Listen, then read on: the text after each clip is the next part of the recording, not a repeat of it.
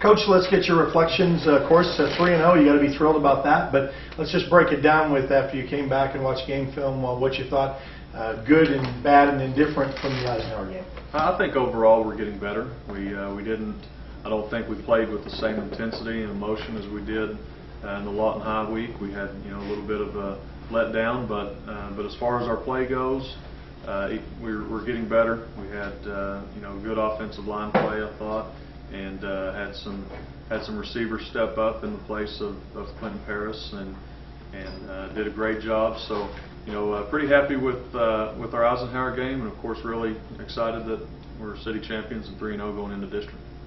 I was going to say, how is it that not only for you talked downplayed a little bit for the last couple of weeks, the importance of it, but it is got to be thrilling that you get a city championship. It's been a couple of years since the trophy's been back here. How does the team take that, not only the coaching staff? I think everybody's really excited about it. It's one of those deals. It's great to win, and even though it's not a huge part of our season, as far as it doesn't get us in the playoffs or anything like that, we still like winning, and we still try hard to be successful on the field. So we're glad that the trophy's coming back here. It has been about 2 years, I guess, since we've had it, 2 or 3 years.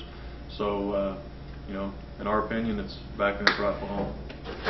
All right, now this starts the most important part of the season, which do count for playoffs, and that's district play.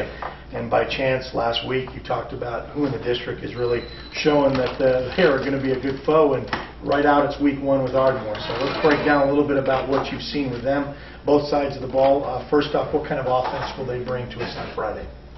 They run a spread offense, really similar to ours, different style of quarterback, where Taylor likes to sit in the pocket and throw. Their quarterback gets out on the edge, a little bit more athletic, not quite the thrower that Taylor is, but he can make plays with his feet. So really good quarterback, and they have some great skill positions. They've got guys that are really fast all over the field, really. So they're going to present a huge challenge to us. They're really similar to the Lawton schools as far as their speed goes, and that's something that we typically don't see again until playoffs. So we get to see it for a 3rd week in a row here. So we're going to have to really be on our game and go down there in a hostile environment in their place and play really well to come away with the win.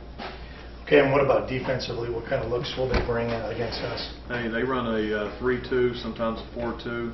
They're extremely aggressive. They blitz a lot, and they know how to blitz when they come off the edge. They're coming hard. So it's going to be a big challenge on both sides of the ball. I know we get spoiled because these inner city games are, even though we're a visitor technically on one of them, we've not really had a true road test. And last year you went down to Wichita Falls. This year you hosted them. So anything to that? Anything you want to change up to gear up for our first road test for this year? I don't think so. We typically do a pretty good job on the road. I think getting on the bus for an hour and a half or 2 hours and putting some music in, maybe taking a nap, that kind of helps our kids focus. And in the past we've been more focused for road games than we have at home. So I don't think it's a big deal. We're going to go about our same routine, have a pregame meal at 2:45, and then get on the bus and go to Ardmore. So I don't mind road games at all. How are we health-wise heading into district play? We have Dominique Hubert, I think, is going to be able to play next week against Alpha. He's still going to be out this week with that broken finger. Quentin Paris is going to be back, although he's probably not going to be 100%. But his 80% is better than most people's 100. So we're going to use him this week and just see what happens. We feel like we need him against Ardmore. Other than that, everybody's healthy. A lot of tradition here at MacArthur. We talked about some new things added, though, with the Hoka-Hey. We talked about the slogan in the shirt. But talk about when we lead out with a gentleman that will be holding a big sledgehammer. Tell us a little bit about the history of that and what's all that about. We started that last year, and it's the Big Hit Award. It goes to the person that the week before either got the huge hit or just had overall a really physical game. So Darius Graham had it a couple of weeks ago after the Wichita Falls game.